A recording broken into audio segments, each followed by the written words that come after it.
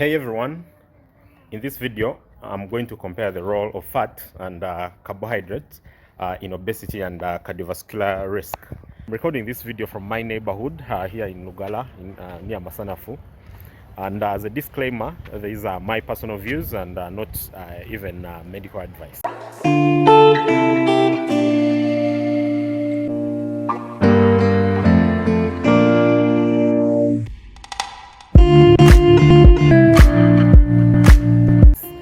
So we know that cardiovascular disease is currently the #1 cause of death in the world overall, according to the WHO. And the importance of these diseases, the importance of these diseases in the developing world, Uganda included, is going to continue increasing as the quality of life improves.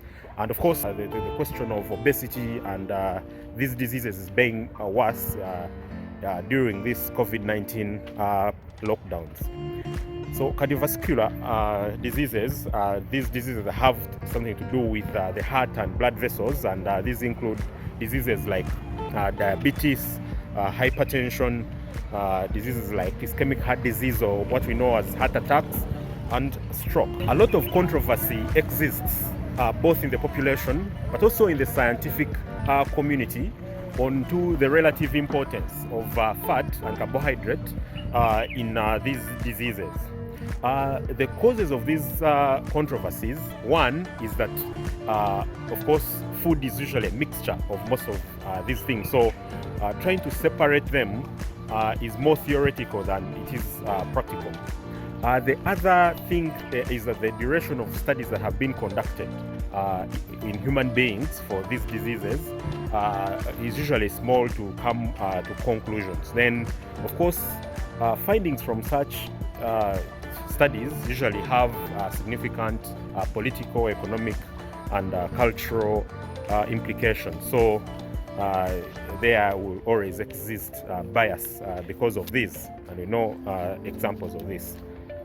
So two models have been proposed to explain why obesity actually happens, and one of these models is the carbohydrate insulin model that basically proposes when someone eats carbohydrate, a lot of insulin is secreted, which causes sugar to leave the blood vessels and enter into the cells, causing low blood sugar and increasing hunger, making someone eat more carbohydrate, and the cycle continuing like that. So this model seems to say actually carbohydrate is to blame in obesity than fat is. The other model is usually the energy balance model, which basically proposes that it doesn't matter what someone is eating, rather the balance between what they are eating and what they are using in the form of physical activity. Of course, all these models have proponents and opponents, and there doesn't seem to be a conclusion. There's a wide belief that low carbohydrate diet, which is rich in protein and fat, is actually better. Then some studies show, of course, that high fat diet increases fat deposition in the body, and more obesity and more cardiovascular disease. So trying to answer the question of which one is worse, fat or carbohydrate, is rather an irrelevant question. And even if we were able to answer it, the results would be very impractical and also possibly irrelevant. So general principles exist, and these could help us to navigate such. One is the old adage that too much of anything is always bad. We need to acknowledge that a calorie is a calorie, regardless of where it is. So if you ate 1 calorie, it doesn't matter whether it's from fat or whether it's from carbohydrate or whether it's from protein. So to look at carbohydrates, we need to classify them into high fiber carbohydrates and low fiber carbohydrates. High fiber means the outer and inner layer are still intact, whereas low fiber means these have been removed during processing, as we know, like the portion #1 and all these processed wheat and their products. So we know that high fiber carbohydrate is, for example, present in foods like whole grain, whole cereals, fruits and vegetables.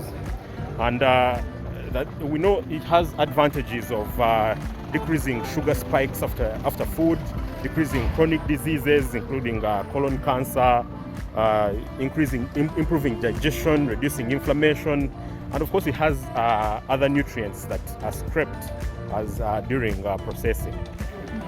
Low fiber carbohydrate, on the other hand, is usually processed carbohydrate, and this usually has already lost its outer and inner layers. So you could see it as the sweetened beverages, desserts, the white bread, white spaghetti, and the like. And this usually is associated with the contrary of what we saw with high fiber. Fat is usually divided into saturated fat, which is basically solid at room temperature. So you look at things like Kimbo and most fat from animal sources. And this saturated fat is usually what contains what we call the bad fat, so the low density lipoproteins, and has less of the good fat.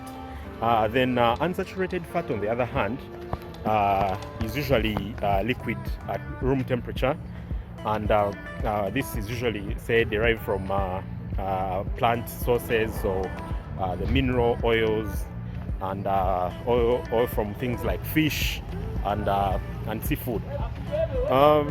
Then there's trans fat, which is basically usually industry-made fat, so made by adding hydrogen into the fat to increase its longevity. Foods that are rich in trans fat usually include foods like processed foods and tinned food, frozen food, and we know that this usually is associated with very bad fat and increased obesity and cardiovascular risk. The fourth, which I'm making up in this video, is reused fat. So basically oil which they have cooked and reheated many times.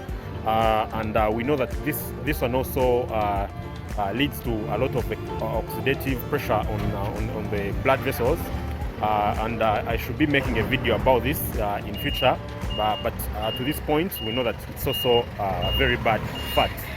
So in principle, the good stuff, what is conventionally agreed upon, seems to be a combination of the low amount of the good high fiber carbohydrate together with high quality protein and the good fat. So basically the unsaturated fat. And an example I give of this is, say, for example, kalo, which is unprocessed carbohydrate, and fish, maybe fried with vegetable oil, with a lot of vegetables and water, definitely. It feels to me like one word all of us are trying to circumvent while looking for the easier answer of between what is better between fat and carbohydrate is discipline, actually, because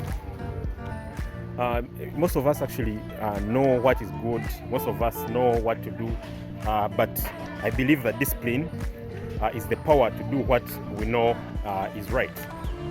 So let's stop postponing doing the right things. Let's start doing the right thing today. Let's eat healthy. Let's balance this with a good amount of exercise, and together we can all be a healthy population. If you like this video, feel free to like, to share, and to comment, and please subscribe to the channel to get more of these as they come through. So thank you very much, and see you in the next one.